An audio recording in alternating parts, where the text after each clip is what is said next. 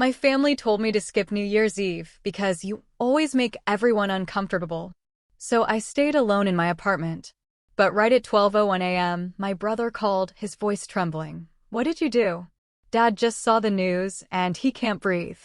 Could you ever imagine being cut out of your own family, disinvited from holidays, treated like a ghost, all because you refused to let them steal your life's work?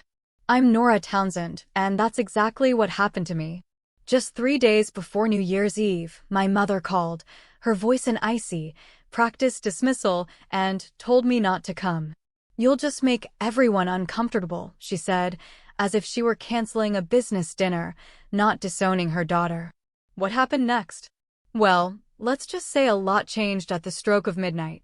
So, picture this. It's December 31st, I'm 29, alone in my tiny Cambridge studio apartment. Outside, strangers are celebrating, fireworks exploding, the city alive with joy. Meanwhile, 2 hours away in their Greenwich mansion, my family was toasting champagne, blissfully unaware of the storm I was about to unleash. At exactly 12:01 a.m., my phone buzzed. It was my brother, Ryan. His voice was shaking, raw with panic. Nora, what did you do? Dad just saw the news. He's not breathing right. Mom is screaming, what the hell did you do? The news he was talking about?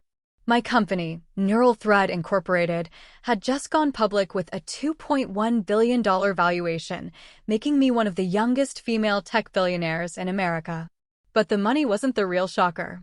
It was what I revealed in the Forbes interview that went live at that very same moment. 3 years of emails, patents, and voice recordings proving my brother had tried to steal my entire life's work. See, my family, the Townsends, weren't just wealthy. We were legacy old money from Greenwich, Connecticut. The kind of wealth that came with a 40-year-old medical device company, a mansion with actual columns, and the expectation that you'd know which fork to use at a charity gala before you hit double digits. My brother, Ryan, 5 years my senior, was groomed for all of it. He was effortlessly charming, wore Tom Ford suits like they were jeans, played golf with investors. He was everything our parents wanted in an heir. I was different. I preferred code to cocktail parties. I went to MIT for computer science. And while my parents smiled for the acceptance photos, I overheard my mother tell a friend, it's a phase. She'll grow out of it and do something more practical. When I graduated, top of my class with a research focus on AI-driven medical diagnostics, my family didn't even show up. They were at Ryan's golf tournament, a charity event, my mother explained. Ryan needs us there for networking, sweetie. You understand. Oh, I understood.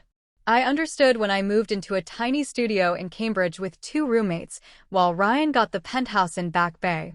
I understood when family dinners became strategy sessions about Townsend Industries' quarterly reports, and I sat quietly, pushing food around a Wedgwood plate. I understood when my father introduced Ryan to business partners as the future of this company and introduced me as our daughter who does computers. Here's what I learned early on. In my family, brilliance was less valuable than charm. Innovation was less valuable than tradition. And I was always less valuable than Ryan. I just didn't know how much less until 3 years ago. In March 2022, I was working on something big.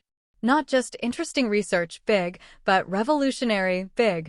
My 2 co-founders from MIT and I had developed an algorithm that could analyze medical imaging data faster and more accurately than any existing system. Think early detection for diseases that usually killed people before doctors even knew what to look for. We called it Neural Thread because it threaded together neural networks in a way no one had ever done before. We were months away from beta testing. Investor meetings were scheduled. Everything was finally falling into place. Then my mother called. Nora, she said, her voice sharp with that familiar edge that meant this wasn't a request. We need to talk about Ryan. Townsend Industries is going through a difficult quarter. Your brother is under enormous pressure. It's your family. You need to help. I tried to explain that I was in the middle of critical development, that my startup was at a fragile stage. Startup. She said the word like it was something disgusting. Nora, startups are for people who have nothing to lose. You have a legacy. You have a family business that's been around for 40 years. Ryan needs support, and you're sitting in that little apartment playing with computers. The implication was clear. My work was a hobby. Ryan's was real. But I'd learned something at MIT that my mother never understood. Protect your intellectual property before someone else claims it. So, before I agreed to anything, I met with James Kirby, a lawyer specializing in IP protection for tech startups. We sat at a tiny table in a flower bakery in Cambridge, my laptop open between us. He walked me through the paperwork. If anyone tries to claim your work, James said, sliding a patent application across the table, we'll have a paper trail that even the best lawyers can't break. I filed the patent on March 15, 2022. Every line of code, every algorithm iteration, timestamped and legally mine. I didn't plan to use it. I just wanted insurance. I agreed to consult for Ryan. Family obligation, my mother called it. I drove down to the Townsend Industries headquarters in Stamford, a gleaming glass building with our family name in brushed steel letters above the entrance.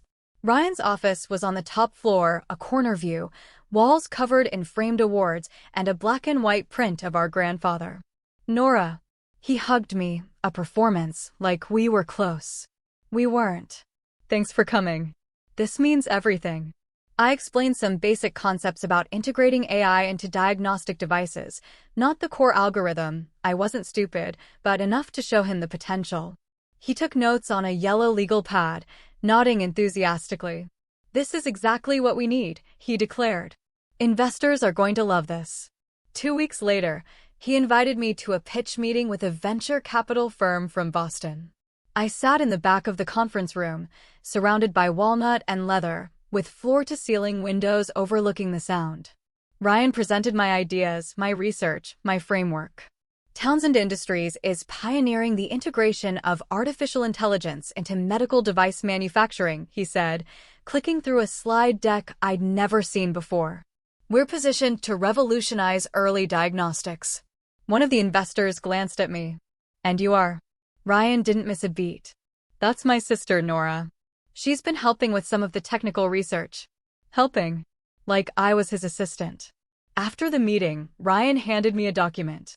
Just a standard NDA, he said, to protect the family business. You understand. I read it. A non-disclosure agreement covering all proprietary information related to Townsend Industries. This is to protect me too, right? I asked. Of course, he smiled, slick and disingenuous. We're family, Nora. We protect each other. I signed it.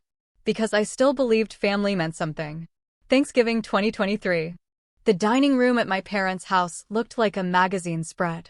Long table, my grandmother's Wedgwood china, crystal wine glasses catching the chandelier light. Arrangements of white roses. 12 guests, business partners, family friends, a couple who'd just endowed a wing at Greenwich Hospital. My mother seated me at the far end, next to my father's golf buddy's wife, who spent the entire appetizer course talking about her Pilates instructor. When the main course came out, turkey on a silver platter, my mother stood to make introductions. Most of you know my son, Ryan, she beamed. CEO of Townsend Industries. We're so proud of what he's building. He's just closed a partnership with a major hospital network. Applause. Ryan raised his wine glass, a humble smile in place. And this is our daughter, Nora. My mother's voice changed. Still pleasant, but cooler. Nora works in technology. She's very bright, but she's not much for socializing. A few polite smiles. One of the guests, a silver-haired man in a Brooks Brothers blazer, leaned forward. Technology? What kind? I opened my mouth to answer, but Ryan jumped in. Nora's still figuring out her path, he said, laughing lightly. She's very introverted.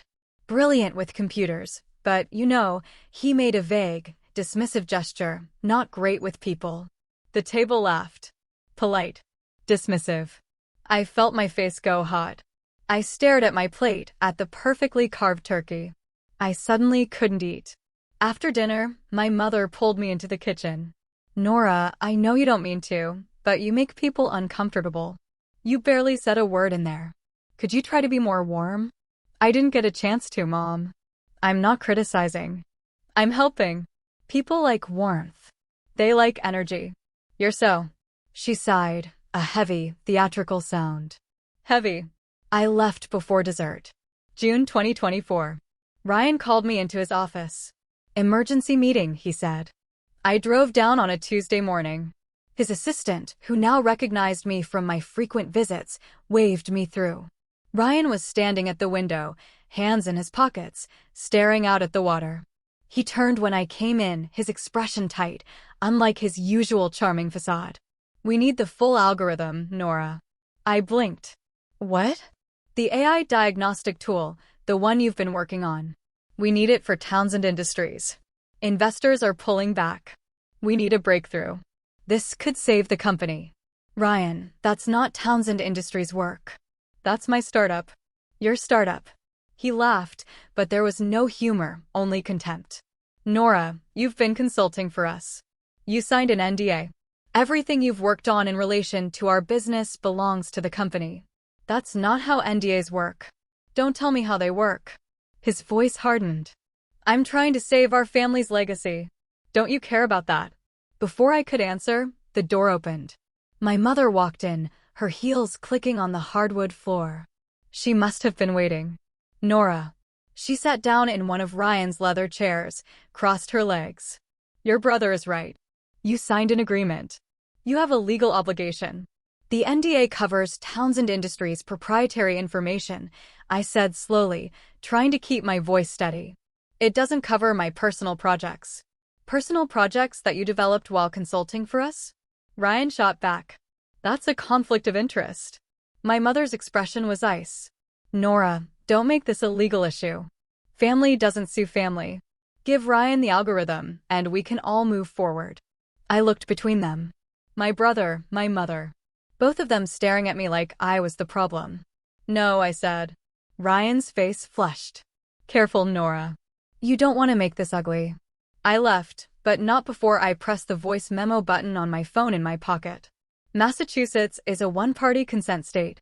After that meeting, the invitations to family dinners just stopped. No dramatic phone call. The weekly emails from my mother's assistant simply stopped coming. Instead, I saw Ryan's Instagram, photos of family gatherings I wasn't at. Great night with the family, the caption read, showing my parents, Ryan, his girlfriend, even distant cousins I barely knew. I wasn't in any of them.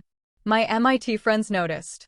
Everything okay with your family? My old roommate asked over coffee. You haven't mentioned them in months. What was I supposed to say? That I'd been erased? That I was being punished for refusing to hand over 3 years of my work? I tried calling my father once. He picked up on the 4th ring, sounding distant, distracted. Dad, what's going on? Why am I not being invited to, Nora, he sighed. Your mother and Ryan are under a lot of stress right now. The company is struggling. Maybe it's better if you give everyone some space. Space from what? I haven't done anything. You refuse to help your brother after everything this family has given you. Everything this family has given me? I felt something crack open in my chest. You didn't come to my MIT graduation. You didn't ask about my work once in 5 years. What exactly have you given me? Silence. Then I think you should apologize to your mother and Ryan. When you're ready to be part of this family again, let us know. He hung up. I sat in my car outside the MIT campus, watching students walk by, backpacks and coffee cups, and I realized something gut-wrenching. I'd been erased. Not by strangers, not by enemies, but by the people who were supposed to love me. On December 20th, 2024, my mother called. I almost didn't pick up. Nora, no greeting, just that brittle, imperious tone. I wanted to let you know that Christmas this year is going to be family only. I waited. The implication sank in slowly, like a stone in a cold pond. You're asking me not to come. I'm suggesting that it might be better for everyone if you didn't. Ryan is bringing some very important clients. It's a crucial time for the company, and we need the atmosphere to be positive. And I'm not positive? You're angry, Nora. We can all feel it. You make people uncomfortable. Your energy is. My energy? I laughed, sharp and bitter. Mom, I haven't seen you in 6 months. How would you know what my energy is? I'm trying to protect you, she said, and she almost sounded like she believed it. You'll be miserable here. You hate these gatherings anyway. Isn't it better to just skip it this year? You're uninviting me from Christmas. I'm giving you an out. Her voice hardened. Take it gracefully, Nora. I hung up. I sat in my 500-square-foot studio apartment, looking at the small, fake Christmas tree I'd bought from Target. The lights strung across my window. The empty space where family was supposed to be. Then I opened my laptop. There was an email waiting from Forbes. Subject line, IPO feature request. Ms. Townsend, we understand Neural Thread Incorporated is preparing to go public in Q4 2024. We'd like to feature you in our 30 Under 30 Tech Innovators series and cover your company's IPO announcement. We're particularly interested in your journey as a female founder in AI. Would you be available for an interview? I read it 3 times. Then I hit reply. Yes, I typed. And I have a story you're going to want to hear. December 28th. My mother called again. Nora, about New Year's Eve. Ryan is hosting at the house. Investors. Potential partners, some important people from Boston Medical. It's essentially a business event. So, I wanted to make sure we're clear. This isn't a family party. It's professional. You understand what I'm saying? You don't want me there. I don't want anyone there who's going to create tension. Ryan is under enormous pressure. His entire career depends on these relationships. If you showed up and what? Said something? Told the truth. She was quiet for a moment. When she spoke again, her voice was cold, flat. Don't come, Nora. For everyone's sake, just stay away. Don't worry, I said. I will. I hung up. I stood in my kitchen, tiny, barely room for one person, and looked at my calendar. December 31st, empty. No plans. No invitations. No family. I thought about calling friends, but they all had plans. Parties. Dinners. Trips. Normal people doing normal things with people who wanted them around. I opened my laptop instead. The Forbes interview was scheduled to go live at midnight on January 1st, 2025. The writer had spent 3 weeks verifying everything: patent documents, email chains, the recording from Ryan's office, testimony from Dr. Elena Martinez, my old MIT professor who'd watched me develop the algorithm from scratch. James Kirby, my lawyer, had reviewed every word. You're legally protected, he'd said. The NDA doesn't cover your personal IP. Everything you're revealing is documented and true. They can't touch you. The article was ready. TechCrunch had a companion piece set to publish at 12:01 a.m. My company's IPO announcement was queued. All I had to do was let it happen. I looked at the clock. December 28th, 9:47 p.m. 3 days until my family's perfect New Year's Eve party. 3 days until the truth went public. I said one word out loud to my empty apartment. Good. December 31st, 2024. 11 p.m. I sat on my couch in the dark, my laptop open, Instagram pulled up on my phone. Ryan's story, a video of the party. The mansion lit up like a resort. White lights wrapped around every column. A string quartet playing in the foyer. People in cocktail attire, champagne flutes, laughing. My mother in a black Armani gown, holding court. My father in a tuxedo, shaking hands with men in expensive watches. Ryan at the center of it all, confident and charming, toasting with someone I recognized from the business pages. A hospital CEO, maybe. Or a major investor. No one noticed I wasn't there. No one asked. I watched strangers through my window setting off fireworks in the park across the street. Couples kissing. Groups of friends counting down together. I was alone. Not just physically, existentially. I refreshed my email. The Forbes article was staged and ready. Publish time, 12 a.m. Eastern Standard Time, 6 minutes away. I opened the draft one more time. Scrolling through the sections, Neural Thread Incorporated goes public at $2.1 billion valuation. Founder Nora Townsend reveals family betrayal. Email evidence shows brother attempted IP theft. There were screenshots, timestamps, the recording from June transcribed and verified. Dr. Martinez's statement, I can confirm that Nora Townsend developed this algorithm independently during her graduate work and subsequent private research. Any claims to the contrary are factually false. James Kirby's legal analysis, The NDA signed by Ms. Townsend pertains only to Townsend Industries' existing proprietary information. It does not and cannot extend to her independent work. My cursor hovered over the browser tab. On TV, the countdown started. 10, 9, 8. I looked at my phone. Ryan's Instagram story updated. Everyone raising their glasses. 3, 2, 1. Fireworks exploded outside my window. I hit refresh on Forbes. The article went live. 11:59 p.m. I counted the seconds. The Forbes homepage refreshed. My face appeared on the screen. Professional photo. Serious expression. Headline in bold. Neural Thread Incorporated goes public at $2.1 billion valuation. Founder reveals family betrayal. Below it, the TechCrunch notification hit my phone. MIT grad becomes youngest female AI billionaire and accuses brother of IP theft. Twitter exploded. I watched the notifications pile up.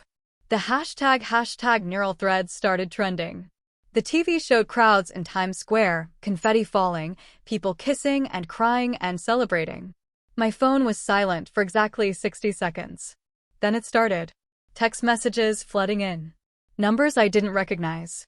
Journalists. Old colleagues. People from MIT I hadn't spoken to in years.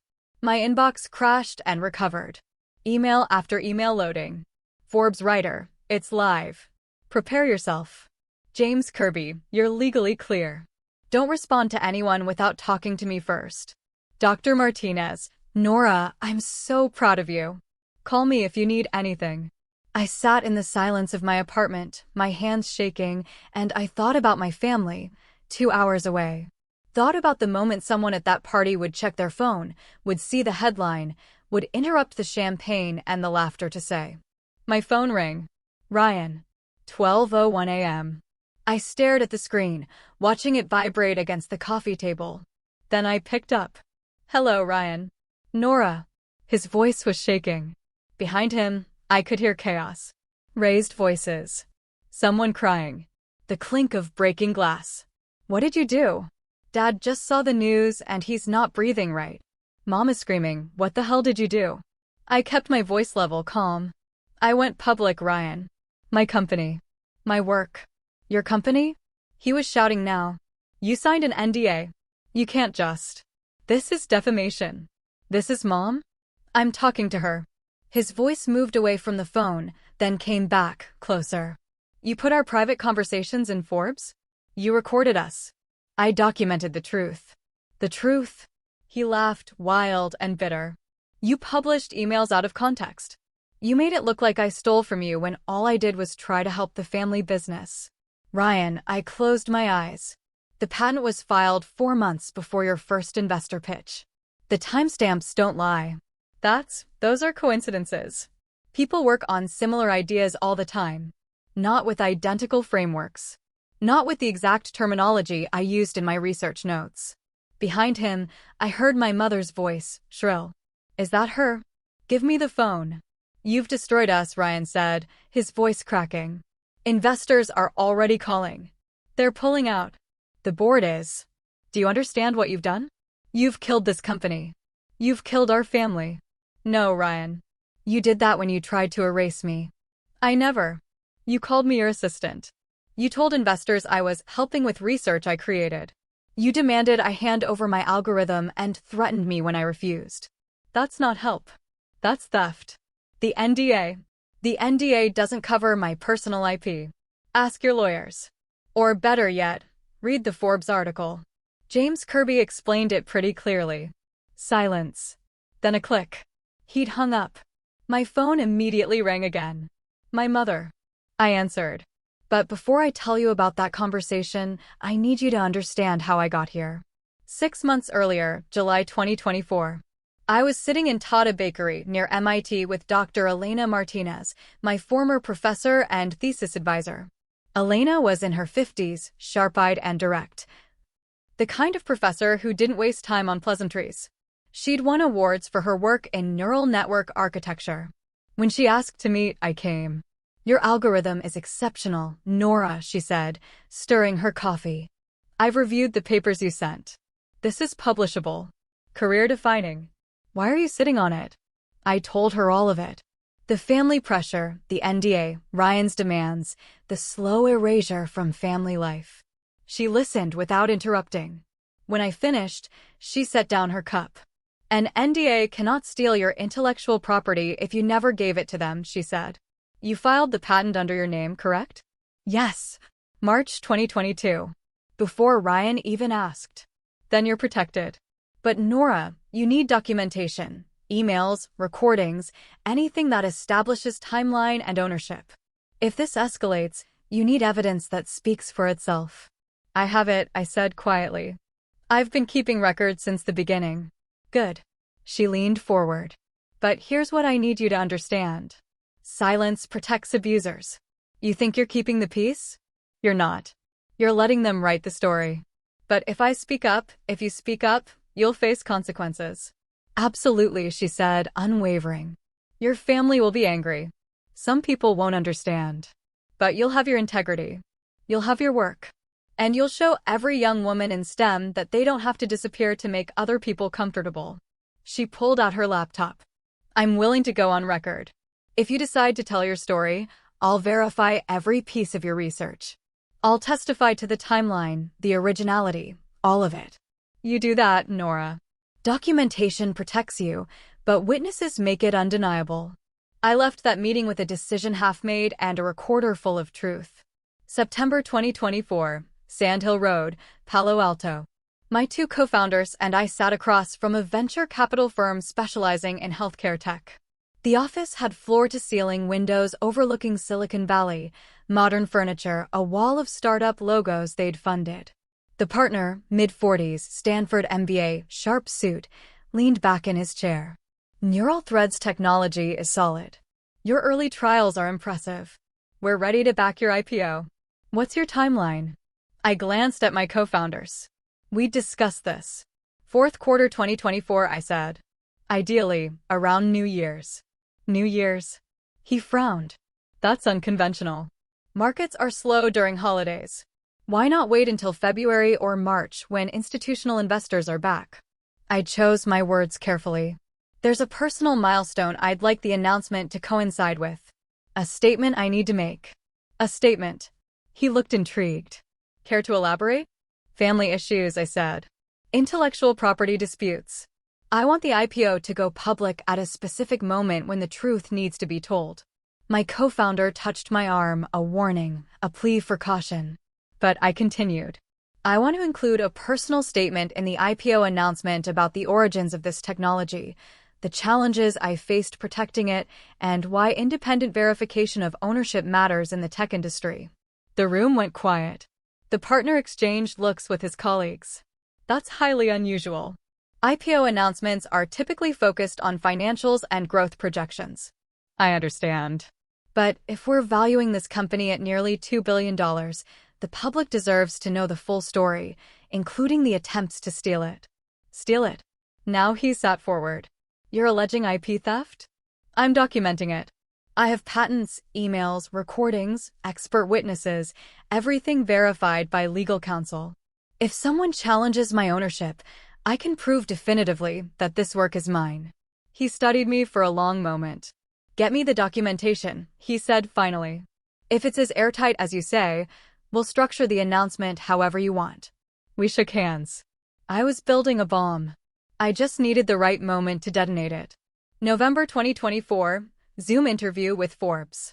The journalist was professional, mid-30s, with a reputation for hard-hitting tech coverage. She'd spent 2 weeks fact-checking before we even spoke. Nora, your company is about to go public with a valuation that will make you one of the youngest female billionaires in tech, but you've indicated you want to discuss something beyond the success story. Can you elaborate? I took a breath.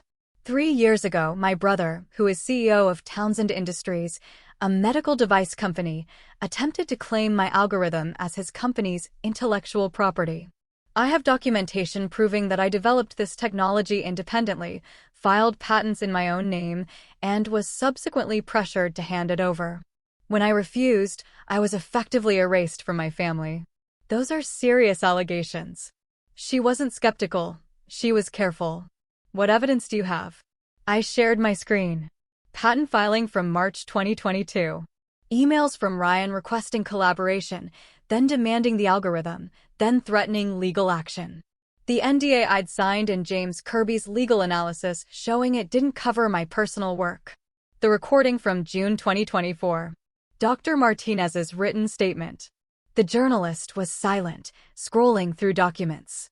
We'll need to verify all of this, she said finally. Independent authentication, legal review, expert testimony. I've already arranged it. James Kirby will provide legal analysis. Dr. Martinez will confirm the research timeline. My co-founders can testify to the development process. And you're prepared for the fallout? This will be public. Your family will respond. It could get ugly. I thought about Christmas. About being uninvited. About sitting alone while they celebrated without me. I'm not seeking revenge, I said quietly. I'm seeking recognition for my work, for every woman whose family tried to erase them. I've been silenced long enough. She nodded slowly. When do you want this published? January 1st, 2025. Midnight. The same moment my IPO goes public. That's bold. It's necessary. She closed her notebook. If everything checks out, we'll run it. But Nora, be ready. Once this is out, you can't take it back. I know, I said. That's the point. This is the part where everything shifts. If you've made it this far, thank you. Because the next part is where the real confrontation happens. Let me take you back to New Year's Eve. My mother was calling. I answered. Hello, Mom. Nora. Her voice was ice, controlled fury. What you've done is unforgivable. I documented the truth.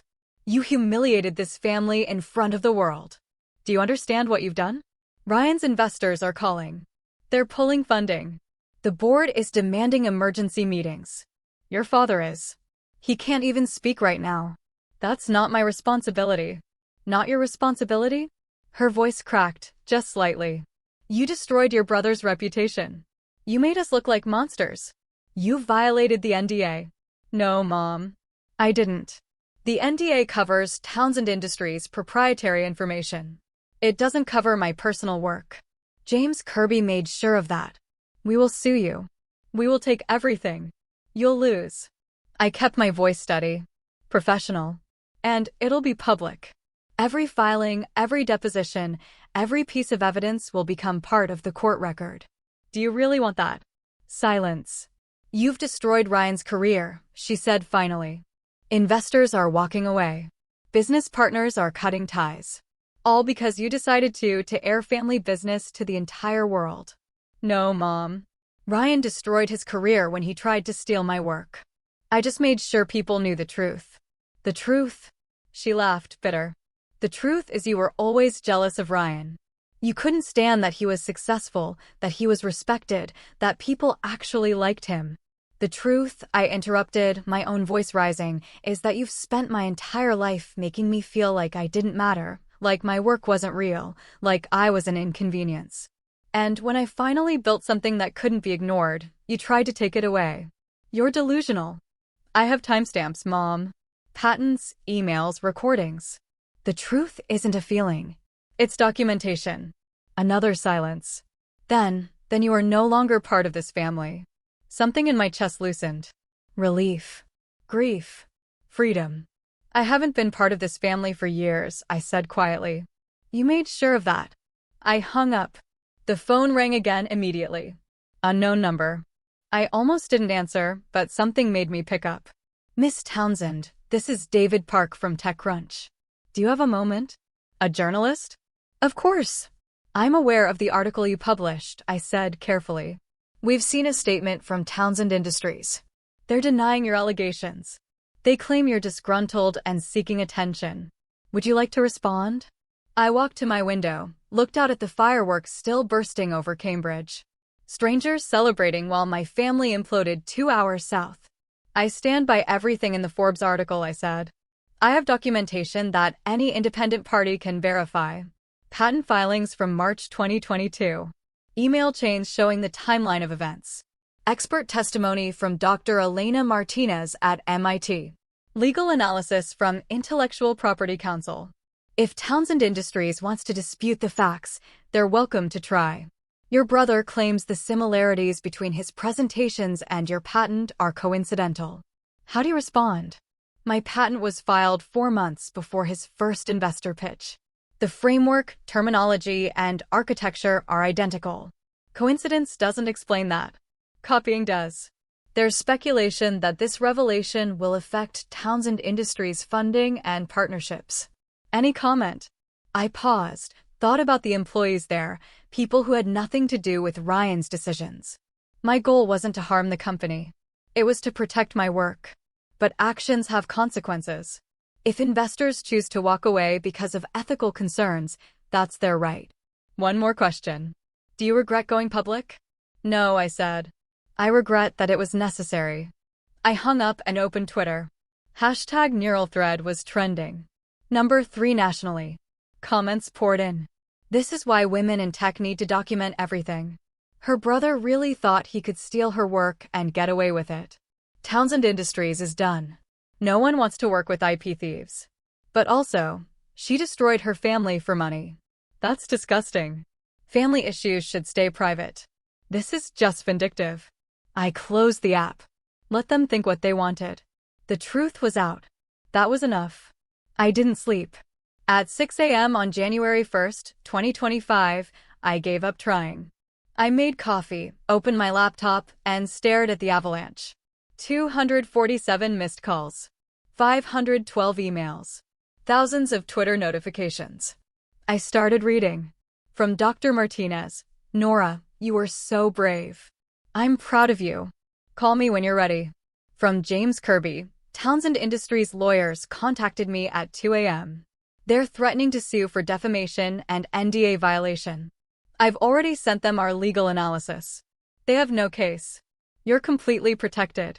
From one of my co-founders, Holy Nora. CNBC wants to interview us. Bloomberg too. What do we say? From the MIT Alumni Association, we'd like to feature you in our next newsletter as an example of protecting intellectual property and standing up for yourself. But there were others too. A distant cousin. How could you do this to your family? Do you have any idea what you've done to your mother? An old family friend. I've known the Townsends for 30 years. They're good people. You're destroying their reputation for attention. Someone I didn't even know. You're a disgrace. Family is supposed to come first. I read them all, let them wash over me. Then I open the positive ones again. From a woman I'd never met. I'm a software engineer. My former boss took credit for my code for 2 years. I stayed silent because I was scared. Reading your story gave me the courage to file a formal complaint. Thank you. From another. I've been hiding my startup from my family because they don't think it's real work. After reading about you, I'm going public with it. You gave me permission to exist. From another, my father told me I'd never be as successful as my brother. I'm sending him the Forbes article. I sat back, overwhelmed, exhausted. But for the first time in years, maybe in my entire life, I felt seen. Not by my family, but by the thousands of people who understood exactly what I'd been through. I wasn't alone anymore. By 10 a.m., Ryan held a press conference. I watched it live on YouTube, my laptop propped on my kitchen counter, coffee going cold in my hand. He stood at a podium in the Townsend Industries conference room, the same room where he'd presented my ideas as his own. Behind him, the company logo. Cameras flashing. Journalists packed into the space. He looked terrible. Rumpled suit, no tie, eyes red-rimmed. Thank you all for coming, he started, his voice rough. I want to address the allegations made by my sister, Nora Townsend, in this morning's Forbes article. He cleared his throat, reading from prepared notes. My sister is going through a very difficult time. We love her. We've always supported her. But her allegations are baseless and hurtful. Townsend Industries has always respected intellectual property law.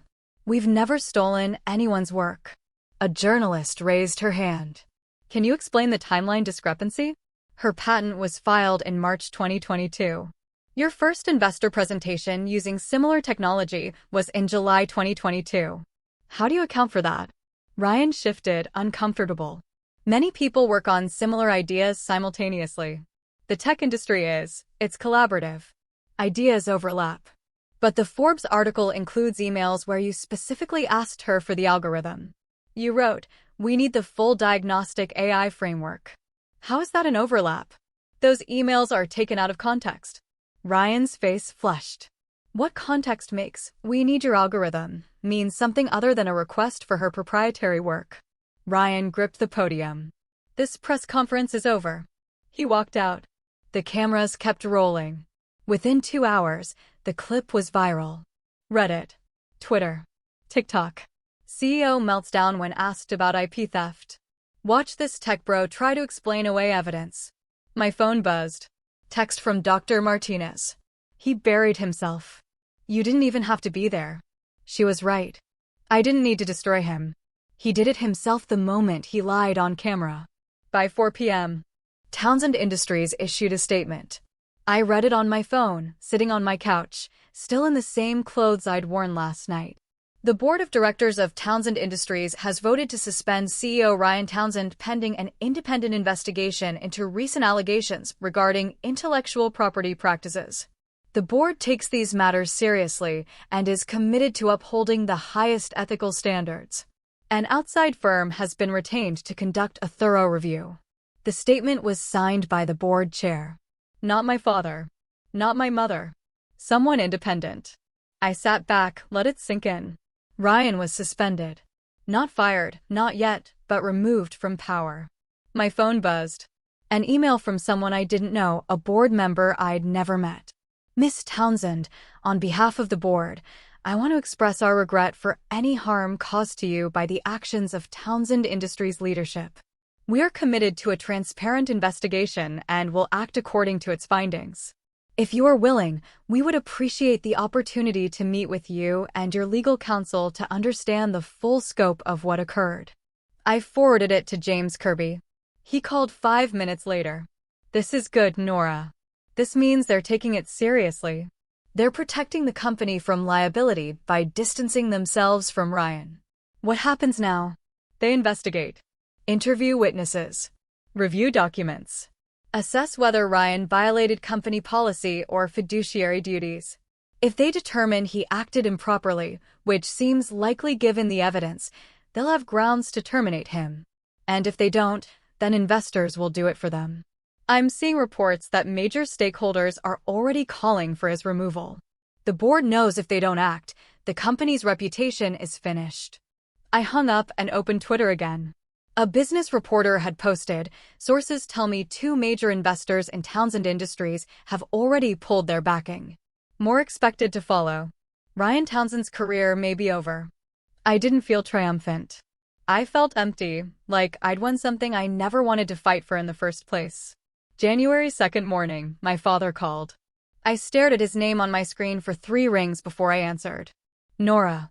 His voice sounded old. Tired. Can we talk? We're talking. I mean, really talk. Not like this. He took a shaky breath. I owe you an apology. I didn't say anything. Waited. I knew, he said finally. I knew something wasn't right with Ryan's presentations. I knew the technology wasn't his. I suspected it was yours. And I said nothing. Why? Because I'm a coward. His voice cracked.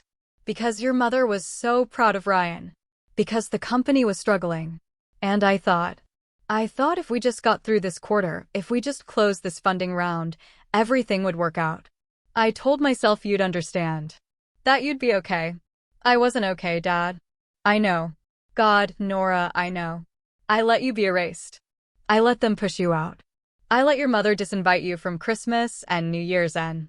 He broke off. When he spoke again, he was crying. You're my daughter. I should have protected you. I should have stood up for you.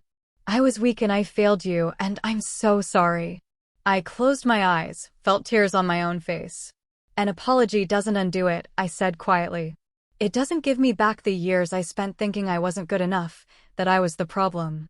I know it doesn't. But I needed you to hear it. I'm proud of you, Nora. I've always been proud of you. I didn't know how to say it. I didn't know how to go against your mother, against Ryan, against everyone. Except me. Silence. Then, yes. I don't know if I can forgive you yet, I said. But I'm glad you called. That's more than I deserve, he said. If you ever want to talk, really talk, I'm here. I'll do better. I promise. I'll believe it when I see it, Dad. Fair enough. We hung up. I sat on my couch and cried. Not because I was sad, but because something I'd been carrying for years had finally, slightly loosened. January 3rd, a LinkedIn message from someone I'd never met. Miss Townsend, my name is Marcus Williams. I'm a partner at Riverside Capital. In 2023, your brother Ryan Townsend approached our firm with a pitch for what he called an exclusive AI diagnostic tool developed in-house at Townsend Industries. We passed on the investment because the technology didn't align with their core competency. After reading the Forbes article, I realized. I think it was your algorithm. He'd attached a PDF. This is the pitch deck Ryan sent us. I thought you should see it. I opened it. Townsend Industries logo on the cover. Revolutionary AI-driven diagnostics. Early disease detection platform. Dated August 2023. I scrolled through. Slide 3. Core technology framework. It was my algorithm. Not similar. Not inspired by. Identical. The neural network architecture I'd spent 2 years developing, the data processing pipeline I designed, even the specific terminology, threaded analysis nodes, a phrase I'd coined in my thesis. He'd copied it wholesale and tried to sell it. My hands shook as I forwarded the email to James Kirby. He called immediately. This is huge, Nora. This isn't just attempted theft for company use. He was trying to profit off your IP. That's fraud. What do I do with it? Do you want to press charges? I thought about it. About Ryan already suspended, already facing professional ruin. About criminal charges, trials, publicity. No, I said. But I want Forbes to have it. I want it public. I want everyone to see exactly what he did. I'll send it to them. The article went live that afternoon. New evidence suggests Ryan Townsend attempted to sell Sisters' intellectual property to outside investors. The pitch deck was embedded in the article. Side-by-side comparisons with my patent filing. Expert analysis from intellectual property lawyers. The comment section exploded. This isn't a family dispute. This is theft. He didn't just try to claim her work, he tried to sell it. How is he not in jail? I closed my laptop. I didn't need to read more. The truth was doing the work I couldn't. January 4th, the fallout hit critical mass. Boston Medical Center cancels $15 million contract with Townsend Industries amid ethics scandal. I read the headline 3 times. The statement from BMC was clinical, professional, in light of recent allegations regarding intellectual property practices at Townsend Industries. Boston Medical Center has elected to terminate our partnership effective immediately. We cannot, in good conscience, work with a company under investigation for ethical violations. We remain committed to partnerships built on integrity and trust. $15 million gone. I scrolled through the business news. Townsend Industries stock, they'd gone public 5 years ago, had dropped 28% in 3 days. Analysts were calling it a catastrophic loss of investor confidence. Employees were posting on Glassdoor. Everyone's terrified. We don't know if the company will survive this. An email landed in my inbox from someone with a Townsend Industries email address. Subject line, please, Miss Townsend. I'm a project manager at TI. I've worked here for 8 years. I have 2 kids. I'm scared I'm going to lose my job because of what your brother did. I know you have every right to be angry, but a lot of us had nothing to do with this. We're just trying to make a living. Please, if there's anything you can do to help the company survive this, please consider it. I stared at the email for 20 minutes. These people, engineers, administrators, salespeople, they hadn't stolen from me. They hadn't erased me. They were collateral damage in a war they didn't start. I felt sick. I called James. The company is hemorrhaging. Employees are terrified. What do I do? Nora, you didn't cause this. Ryan did. But you told the truth. If the truth destroys something, that something was already broken. You're not responsible for fixing it. I wanted to believe him. But late that night, alone in my apartment, I couldn't stop thinking about those employees, about their families, about the damage spreading far beyond the people who deserved it. I didn't want innocent people to suffer, but I also couldn't let guilt silence me again. January 5th, an email from my mother. Nora, we need to meet face to face. Please. I didn't want to, but something, maybe curiosity, maybe a sliver of hope, made me agree. We met at Thinking Cup, a coffee shop in downtown Boston. Public. Neutral. She arrived in a black Burberry coat, sunglasses, even though it was overcast, heels clicking on the tile floor. She looked thinner. Older. She sat across from me. Ordered nothing. Nora. She took off her sunglasses. Her eyes were red-rimmed. I'll admit that Ryan made mistakes. Poor judgment. But this, what you've done, is destroying the family business. Employees are losing their jobs. Your father is. He's not well. The stress. Mom, why am I here? She leaned forward. What do you want? Money? A position at Neural Thread for Ryan? A seat on the Townsend Industries board? Name your price and let's end this. I stared at her. You think I did this for money? Then what? Revenge? Attention? You've made your point, Nora. You've shown everyone you're successful. Now, let's move forward. Move forward. I laughed, an empty, bitter sound. You want me to issue a retraction? A clarification? Say that the situation was more complicated than the article suggested, that family dynamics were misunderstood, that you and Ryan have reconciled. We haven't reconciled. Then pretend. Her voice hardened. Do you understand what you're doing to us? To your father's legacy? To you, I met her eyes steady. You're worried about your reputation. About what your friends at the country club are saying. Don't be childish. I'm not being childish. I'm being clear. I will not retract the truth. I will not pretend this didn't happen. I will not disappear to make you comfortable. Then you're willing to destroy us. No, Mom. I'm willing to protect myself. If that destroys you, maybe you should ask why protecting me was never a priority. She stood, put her sunglasses back on. You'll regret this. I already regret it, I said quietly. I regret that it was necessary. She walked out without another word. I sat alone, coffee untouched, and felt something settle in my chest. I wasn't going to save them. They had to save themselves. January 6th, an email that changed everything. Dear Miss Townsend, on behalf of the Women in Tech Summit, we would like to invite you to be our keynote speaker at our annual gala on February 15th, 2025, in Boston. Your story, standing up for your intellectual property, refusing to be silenced, building a billion-dollar company against extraordinary personal obstacles, is exactly what our community needs to hear. We have over 1,200 attendees registered, including students, professionals, and industry leaders. We would be honored if you would share your experience. I read it twice. Then called Dr. Martinez. They want me to speak at a gala in front of 1,200 people. That's wonderful, Nora. I don't want to be defined by family drama. I don't want to be the woman whose brother stole her work. I want to be known for my algorithm, for my company, for. Nora, her voice was gentle. You're not defined by drama. You're defined by what you built, and by refusing to let anyone take it from you. That's the story. But how many women do you think are sitting on their work right now because they're scared? Because their family told them it doesn't matter? Because they don't want to make people uncomfortable? She paused. You're not just telling your story. You're giving them permission to tell theirs. I thought about the emails I'd received. Hundreds of them. Women who said I gave them courage. Okay, I said.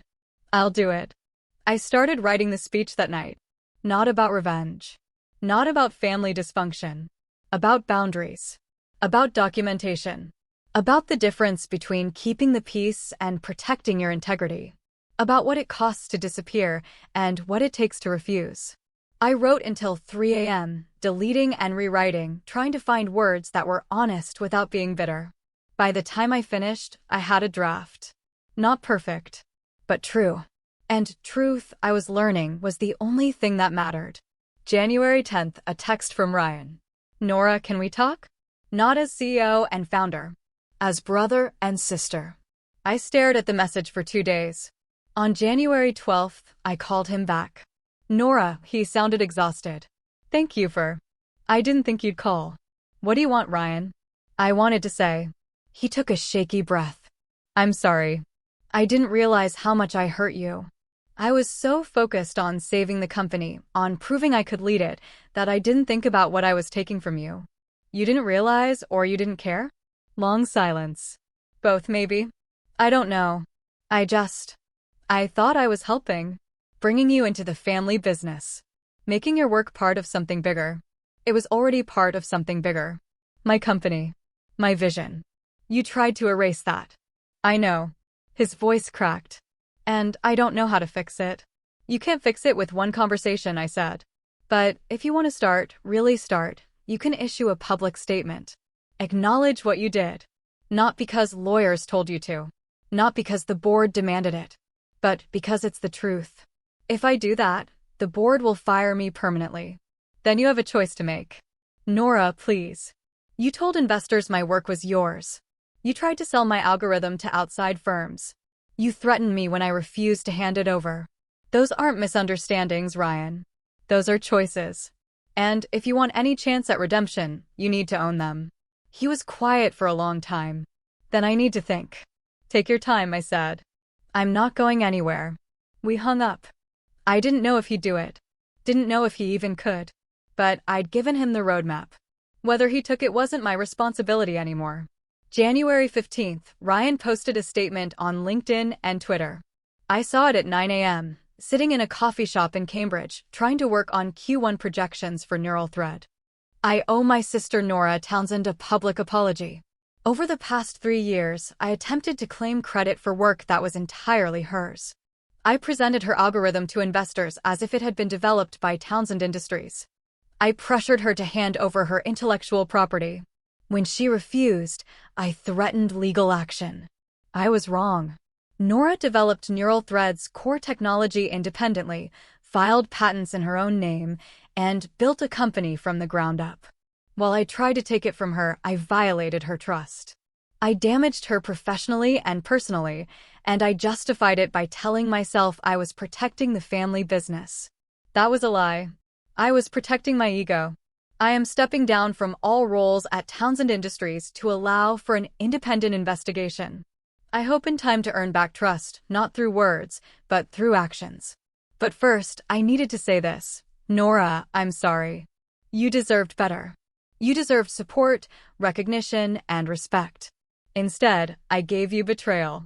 I hope you can forgive me someday, but I understand if you can't. I read it 3 times. The comments flooded in. This took courage. Respect. Too little, too late. He only apologized because he got caught. Apologies don't undo theft. At least he admitted it. Most people never do. I didn't know what I felt. Not vindication, exactly. Not satisfaction. Relief, maybe, that he'd finally told the truth.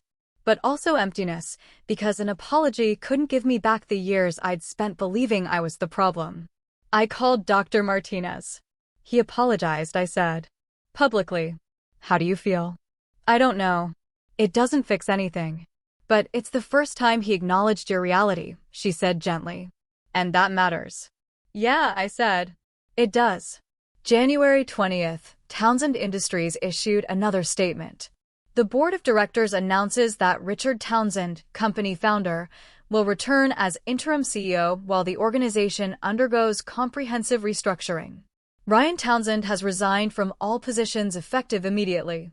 Townsend Industries is committed to restoring trust through transparency, ethical leadership, and a thorough review of our intellectual property practices. We have retained an independent consulting firm to audit our processes and implement stronger safeguards. We recognize that recent events have damaged our reputation and relationships. We take full responsibility and are committed to meaningful change. It was signed by my father. He called me that afternoon. Nora, I wanted you to hear this from me. I'm back temporarily, just until we stabilize. Are you okay, Dad? This is a lot of stress for you. I'm fine. And I owe this to the company. To the employees. Too. He paused. To you. I let things fall apart. I'm going to fix them. What's the plan? Full ethics review. New policies on IP, on credit, on collaboration. Transparency reports. We're also bringing in a DI consultant to assess our culture, make sure what happened to you doesn't happen to anyone else. That's good, I said quietly. Nora, I know I can't undo what happened, but I'm trying. Really trying. I know, Dad. Would you? He hesitated. Would you consider consulting for us? Not on technology. On policy. On how to build a culture where people like you, brilliant, innovative people, feel valued instead of erased. I thought about it. About walking back into that building. About helping the company that had tried to erase me. Maybe, I said. Someday. But not yet. That's fair. The door's open whenever you're ready. We hung up. I didn't know if I'd ever be ready, but I appreciated that he asked, and that he didn't pressure me when I said no. February 15th, 2025. Boston Convention Center. I stood backstage at the Women in Tech Gala, listening to 1,200 people settle into their seats. The venue was massive, staged with professional lighting, screens on either side showing the event logo, tables arranged in neat rows. Dr. Martinez found me in the green room. You ready? No. I smoothed my dress, a simple black sheath. Nothing flashy. What if I freeze? You won't. You're telling your story. That's all. The MC's voice echoed through the space. Please welcome our keynote speaker, Nora Townsend, founder and CEO of Neural Thread Incorporated. Applause. I walked onto the stage. The lights were bright. I couldn't see faces, just silhouettes. 1,200 women watching me. I took a breath, started. For most of my life, I was told I made people uncomfortable. I was too quiet, too focused, too different. I didn't fit the mold of what my family wanted. So, I believed that the problem was me. Silence. They were listening. I spent years trying to shrink, trying to be less, trying to make my work smaller so other people wouldn't feel threatened by it. And when my family tried to erase my work entirely, I almost let them, because I was more afraid of conflict than I was of disappearing. I paused, looked out at the shapes in the darkness. But then I realized something. I wasn't uncomfortable. I was just surrounded by people who couldn't see my value. The applause started, scattered at first, then louder. When my family tried to take my work, I had two choices: stay silent to keep the peace, or speak up to keep my integrity. I chose integrity. Not because I wanted to hurt anyone, but because I refused to disappear. The applause grew. Some people stood. To every woman here who's been told to shrink, to be quieter, to take up less space, your work matters. Your voice matters. And no one, not even family, has the right to take that from you. Standing ovation. The entire room on their feet. I looked out at them, women who understood, who'd been there, who'd chosen themselves, even when it cost them everything. And I felt something I hadn't felt in years. I felt free. After the gala, I returned to my apartment and opened my laptop. The messages had started during the speech. By the time I got home, there were hundreds.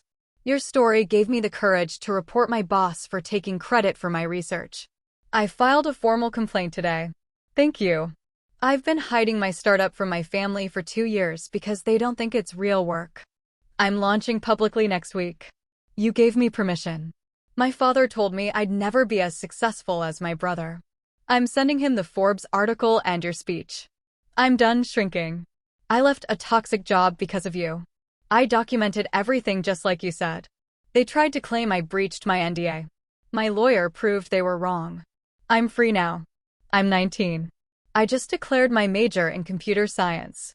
My parents wanted me to do something practical. I'm doing this anyway because you showed me I could. I read every message, every single one. Some made me cry. Some made me laugh. All of them made me realize I wasn't just telling my story. I was part of something bigger. A movement of women who refused to disappear. I responded to as many as I could. Document everything. Protect your work. Don't let anyone make you believe you're the problem. Set boundaries. It's not selfish. It's survival. Your voice matters. Use it. Late that night, Dr. Martinez texted, "You did good, Nora. Really good." I looked around my small apartment, no longer lonely, just mine. And typed back, "I think I finally believe that." March 2025. I moved to San Francisco. Not because I was running away, but because I was running towards something. Neural Thread's main office was in the Mission District. Bright, Open space with whiteboards on every wall and a team that actually valued collaboration over hierarchy. I wanted to be close to it. Close to the work that had saved me. I found a small apartment near Dolores Park. One bedroom, bay windows, old hardwood floors. Nothing fancy but mine. I spent a weekend unpacking, setting up my desk, laptop, monitor, the framed patent certificate James Kirby had given me. Hanging photos, Dr. Martinez and me at my MIT graduation, my co-founders at the IPO celebration, a candid shot from the Women in Tech Gala. No photos of my family. Not yet. Maybe not ever. But I didn't feel guilty about it. On Sunday evening, I called my father. Dad, I'm in San Francisco now. Moved this weekend. San Francisco? He sounded wistful. That's far. It's where the company is. I know. I was hoping you might come back to the East Coast eventually. Maybe someday, I said. But not yet. Fair enough, Nora. If I want to visit, would that be okay? Not now. I know you need space, but someday. I thought about it. About my father. Flawed and passive, but trying. Call me first, I said. Don't just show up. And Dad, I need you to understand. If you come, it's because you want to know me, not because you're trying to fix the family. I want to know you, he said quietly. I should have wanted that a long time ago. Yeah, I said. You should have. I'll call before I visit. I promise. We hung up. I stood at my window, looking out at the park, the city lights, the life I was building from scratch, and for the first time in my life, I felt like I belonged. To myself. June 2025. Neural Thread announced a partnership that changed everything. We held a press conference at our San Francisco office. Small, intimate, just our team and a handful of journalists. I stood at the front with my co-founders, our CTO pulling up the presentation on the screen behind us. Today, Neural Thread Incorporated is proud to announce a partnership with Johns Hopkins Hospital. We've signed a $50 million contract to implement our AI diagnostic platform across their medical network. This technology will improve early detection for pancreatic cancer, lung disease, and neurological conditions, diseases that often go undiagnosed until it's too late. The journalists started typing. Cameras flashed.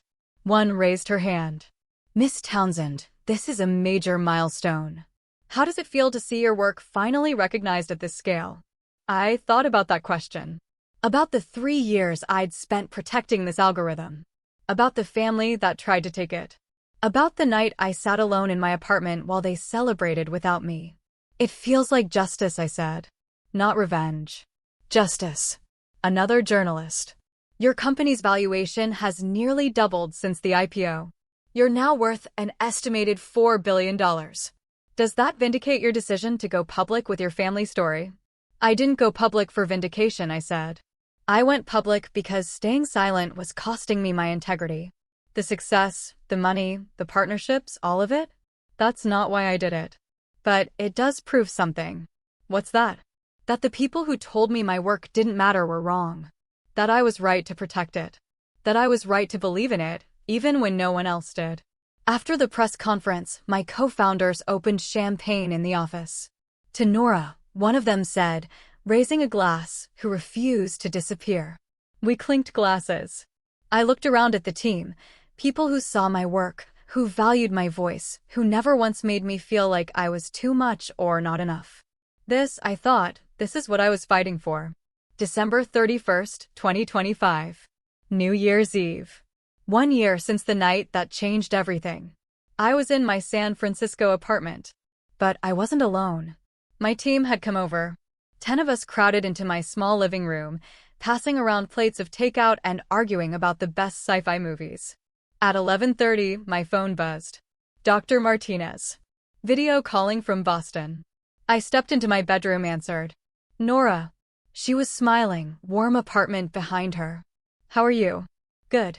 Really good. I'm so proud of you this year. Everything you've accomplished. I couldn't have done it without you. Yes, you could have. But I'm glad I got to be part of it. She paused. Have you heard from your family? My dad texted earlier. Happy New Year, sweetheart. I love you. He's visiting in February. We're having dinner. Just the two of us. And Ryan? Nothing. I don't expect to. And your mother? Nothing. I looked out the window at the city lights. I don't think she'll ever reach out, and I'm okay with that. Are you really? Yeah. I spent my whole life waiting for her approval. I don't need it anymore. We said our goodbyes. I returned to the living room just as the countdown started on TV. 10, 9, 8. My team joined in, shouting and laughing. 3, 2, 1. Fireworks erupted outside. Someone popped another bottle of champagne. I stood at my window, glass in hand, and thought about last year. About sitting alone in Cambridge, watching strangers celebrate, feeling invisible. I wasn't invisible anymore. I opened my laptop, pulled up a blank document, and started typing. 1 year ago, I was alone on New Year's Eve. Tonight, I'm surrounded by people who see me. Not the version they want, but the version I am. Healing didn't mean reconciliation. It meant accepting that I deserved better and building a life that reflected that. I posted it to LinkedIn. Within minutes, comments poured in. Thank you for showing us what boundaries look like. You changed my life this year. I'm not alone anymore because of you. I smiled, closed the laptop, rejoined my team. This was my family now. The one I chose. So, if you've made it this far, thank you for listening to my story. A lot of people ask me, do you regret it? Was it worth losing your family? And here's the truth. I didn't lose my family. They lost me when they chose reputation over relationship. When they decided my work didn't matter. When they tried to erase me rather than celebrate me. And yes, it was worth it. Because the alternative was disappearing. I spent 29 years trying to fit into a frame that was never built for me. Trying to be quieter, smaller, less. Trying to make other people comfortable at the cost of my own existence. I'm done with that. You don't owe anyone, not even family, the right to erase you. If you're sitting on work that you're afraid to claim, document it. Protect it. File the patents. Save the emails. Record the meetings. Build a paper trail that speaks for itself. If you're being told you're too much or not enough, find people who see you. They're out there. I promise. And if you have to choose between keeping the peace and keeping your integrity, choose integrity every single time. Because your voice matters, your work matters, and you deserve to exist fully, loudly, unapologetically. This is my story. Have you ever faced a similar moment where you had to choose between family expectations and your own truth? I'd really love to hear your thoughts and experiences in the comments below. Thank you for being here. See you in the next video.